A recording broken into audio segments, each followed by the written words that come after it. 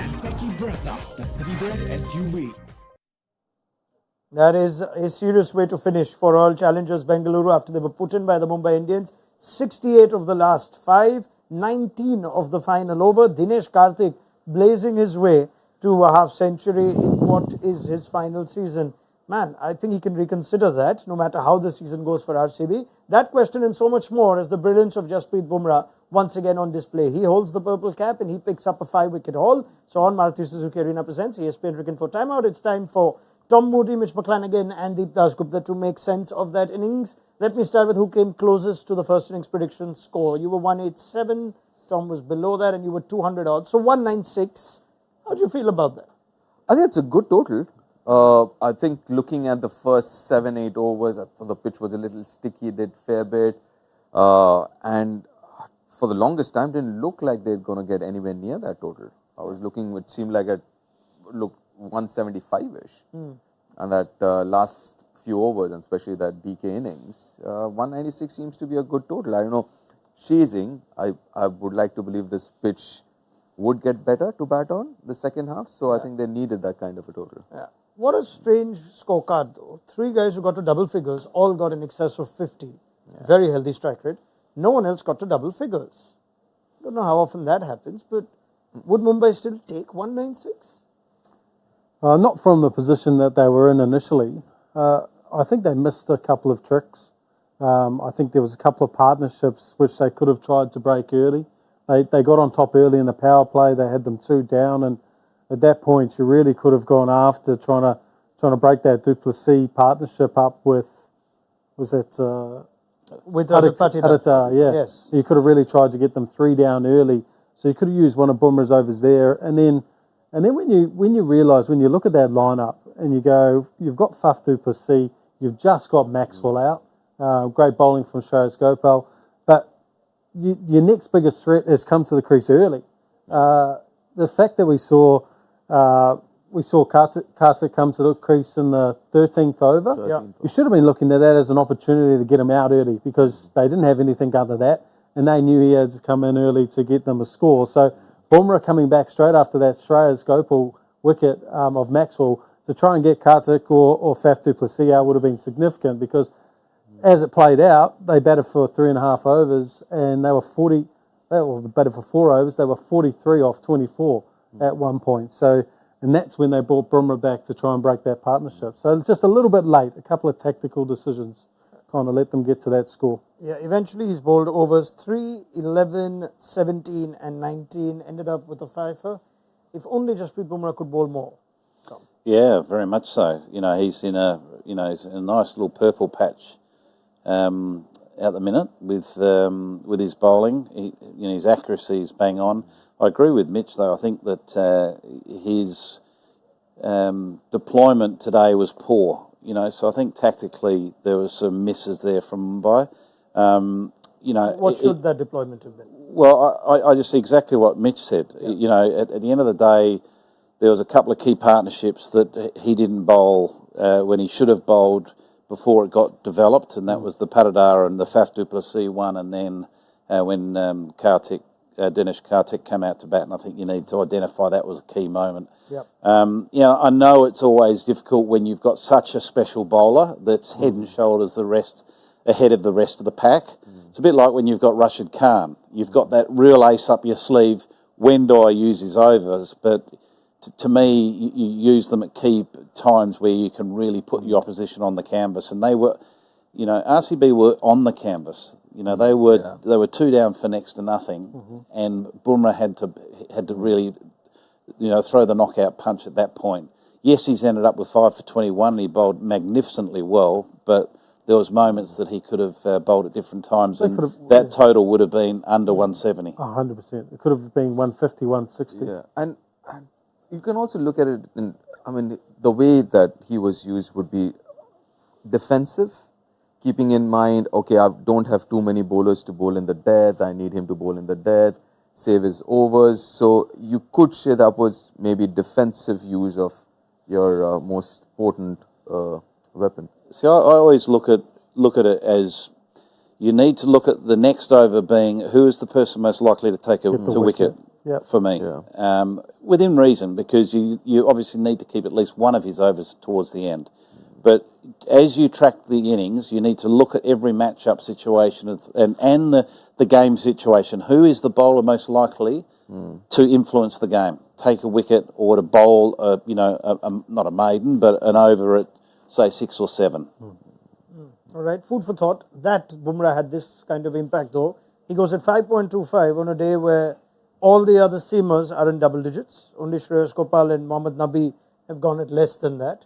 But I'm trying to just think of whether there are more words to describe what we're witnessing in terms of a bowler in this format. It's not a bowler's format. Just head and shoulders above everyone he plays with. He's just phenomenal, really, isn't he? He's you go, yes, he's got the skill and he's got the unique action and the angle he bowls from. Yes, he executes his Yorkers so superbly, but what we saw tonight was a combination of short balls to Parita, we saw slower balls, we saw well-executed Yorkers, good length balls, and they all seemed to have a specific plan to the person that he was bowling to. And that is what takes him to that next level.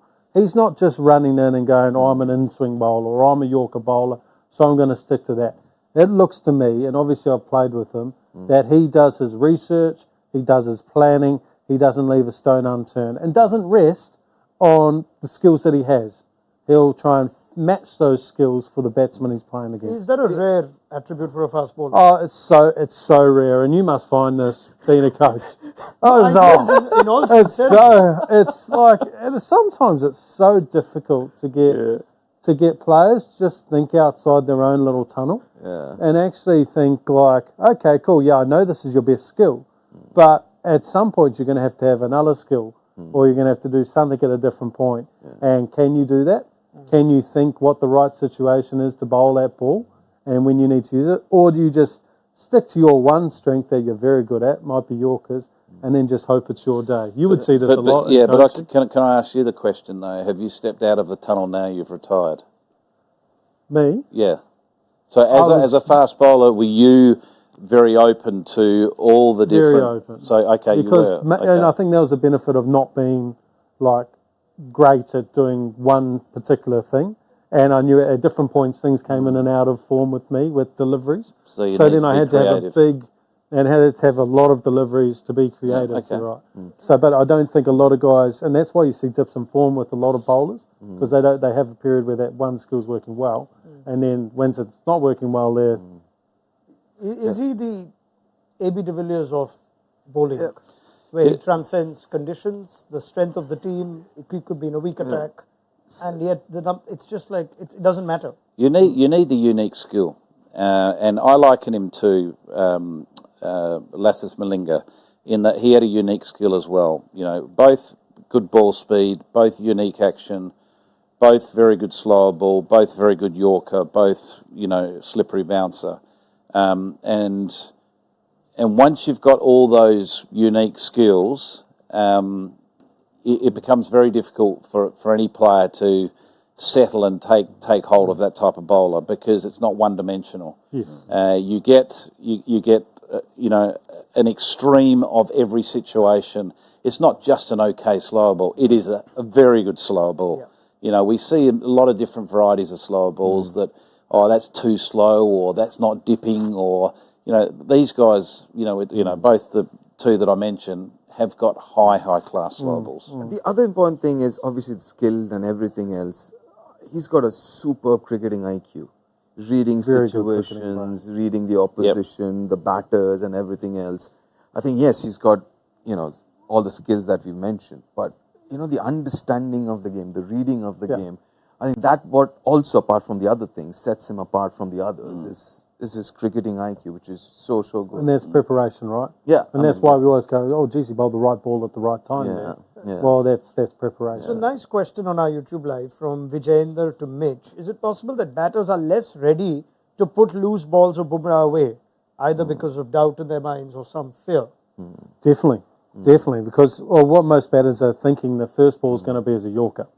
More than likely when they come to the crease, and then Bumrah might have prepared to, and then he might bowl you a bouncer. So you're quite often with him, you're kind of guessing one way or another because of that Yorker's so good and that slow ball's so good and that bouncer's so fast that if you don't have some kind of premeditation, he's going to make you look silly. Okay, let's move to the RCB batters, right? Because they've still managed to put a sizable score on the board. Let's start with the end. Dinesh Karthik, it's extraordinary. I mean, surely he must reconsider his retirement. Surely. Hey, we've solved the keeping problem. There are so many things that this team needs to fix ahead of the big auction. DK can help them by having one less thing to worry about. Yeah, I mean, looking at him and this is his second good innings so far, right? In 5-6 games, he's played one more. Been more than that. Third. So DK's had a 38 not out of 26, 28 not out of 10, 20 of 8. And a half century today, 53 of 23. Yeah, I mean, there you go. I mean, one less headache next season, I guess. I mean, why not? I mean, listen, he still looks fit. He's still got it in him. And why not? I mean, and it's important. I mean, looking at RCB and looking at number of players and especially batters who are in form, I mean, I can only think of Virat and him at this point in time, and obviously Faf getting some runs here tonight. How is he still managing to do this? Is he just being smart about who he takes on?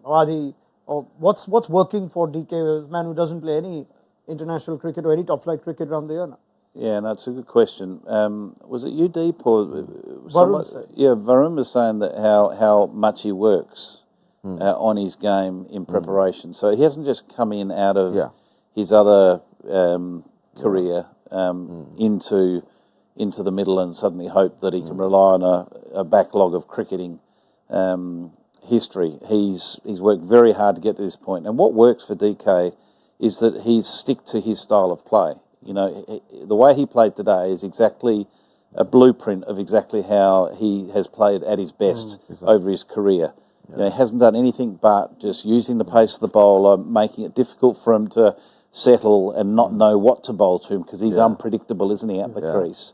And, you know, he's hold firm on that and he's hit the balls coming into this tournament to, give him the confidence. Yeah. And also, I mean, like Tom said, I mean, if you look at his wagon wheel today, it's behind square. That's what he's been doing for the last 17, 18 years. It's nothing new. You know exactly what he's going to do. Yeah. But he still gets it done. I mean, you want to bowl him straight Yorkers, wide Yorkers, slow one, but he's still going to play those shots. But he's good at doing that. Let's talk about the other 250s quickly. Faf du Plessis, how would you rate that innings? Of course, for a batter who's under, I'm sure, some pressure and not in the best of form, but a score today at a decent clip. Mitch? I think the benefit for Faf today with that innings was that Parata was going well around him and so was DK. So that was significant. It was tough early. It stuck in the wicket. It seamed around a couple of inside edges, one into the nether region, which looked like it took its toll. But to come back from that and catch your breath and then be able to get themselves into a position where they've got to a good total. You strike me as a man who liked hitting a batter. A fast bowler who enjoyed when a batter was in. Yeah, nose and toes and everything in between. All right, we'll talk more about the Faf innings. Quick word on Patidar though, because he needed this innings too. He desperately needed. He's had a terrible or rather very average or below average last couple of months. But yeah, it's good to see him bat the way he did. That is what he's known to do. Come out, play fearlessly from ball one. And he needed it. RCB needed it because he's a quality player. There's no two ways about it. And good that he's got some runs now. Yeah. We'll unwrap these innings more in detail once the game's done. The second innings is underway. Couple of quick questions before I move to predictions. The implementation of the impact sub. Yes or no? Does not make sense. Tom? Yeah, I didn't think it made sense, personally. I'm not sure what you think, Mitch. I think they had to try it because I don't think they had enough runs. I think this is the way the wicket played and with it going to due up in the second innings, it's going to be a 200 plus. I needed that. You obviously lost 2 and 2, so the 17th over. 17th over. Yeah. Fifth ball of the 17th over. So you got 3 overs left in DK at one end. It's not like a lot happened at the other end. But it's not like you're subbing in a serious finisher. Yeah. You're just subbing in another batter that's like an unknown rabbit in the headlights, sort of, wow, I've got to deal with Bumrah now with his tail up, as an impact. Would a better idea have been, all right, DK, just try and bat all 18 balls here. Yeah. Don't take the singles. Or just swallow your medicine and try to get to your maximum total and don't compromise your second innings. it's different if you've got an impact sub that you can look at or consider between 10 and 15. I think it's a different conversation. But when you're talking the 17th over, that's a high risk. Yeah, I understand that. I do think, I mean, they were lucky they got to that score, right? Very fortunate. Yeah. They obviously were looking at a score that wasn't going to be kind of in the wheelhouse of being able to defend. And you've got Ishan Kishan, you've got Tilak Varma, you've got a couple of left-handers in that side. So maybe they're thinking that Maxwell or Will Jacks can sneak a couple of overs in there in the middle just to take some pressure off if someone goes the distance out of their 5 bowlers. I mean, I know Sunrisers did it in one of the games where they got Washi, who at least gives you something with the ball. Now, could they have got Karan Sharma perhaps? Who's not, he can handle the bat, handle his way with the bat. But did you really need him? I mean, you might end up needing a seam bowler. They have Yash. Yeah, sure. Right, so you never know. I mean, you might end up needing a bowler. I mean, they don't have Yash Dayal today. So, so Vaishak, Siraj, Akashdeep, and Reece Topley, who is now bowling with the new ball. Right, there's so much that we will still cover on this game, depending on how the result goes. It's a good score now for Mumbai Indians to chase. Let's first have a quick look at how the predictions of the first innings went before I take more for the second. Well done, Deep Dasgupta. I said with Faf's form, 50 plus is outrageous enough. And Mitch McClenaghan, who stole Tom Moody's thought of Kohli to be dismissed within 12 balls. Got to read Tom's mind if I'm going to try and get ahead in this game. Well, why don't you start then right now? And I'll give you the chance once again to steal Tom's thunder. Give me your second innings prediction. Now, who will get out for 12 balls or less? Tom is going to say that Rohit Sharma is going to get out within 12 balls. Tom? I'm going to say Ishan Kishan. He's already faced 4 balls, so I won't go him. See, it was that one. It was that one, I told you. I will go with Hardik Pandya to get 50 or more. Okay. Yep. I'll give that outrageous enough as well. I'm going to say Rohit sub 25-50. Oh, I like that. So I actually reckon he's going to get 70 today. All right. But I'm just going to take that one to steal Tom's one.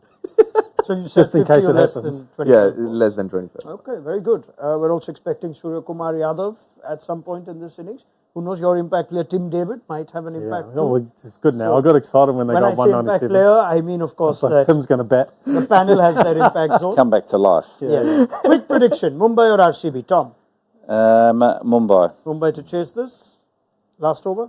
I think, I think with 5 balls to spare. Mitch? Mumbai with 3 balls to spare. Ooh, Mumbai. Last over.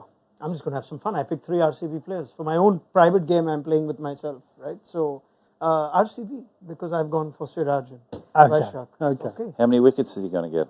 Who? Siraj. Siraj will get more than 1. Oh, safe. You can see how I'm playing this, right? Yeah, okay. So that's a calm prediction. between 1 and 4. Okay. There. I can't be more specific. Okay. We see you at the end of the game. It's their predictions that matter, not mine.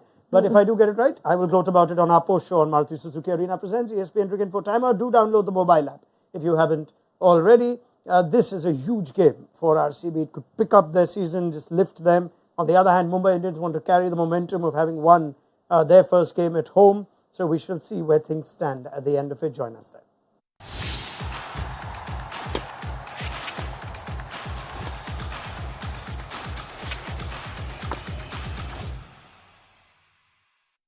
All new hot and techy Brezza, the Citybird SUV.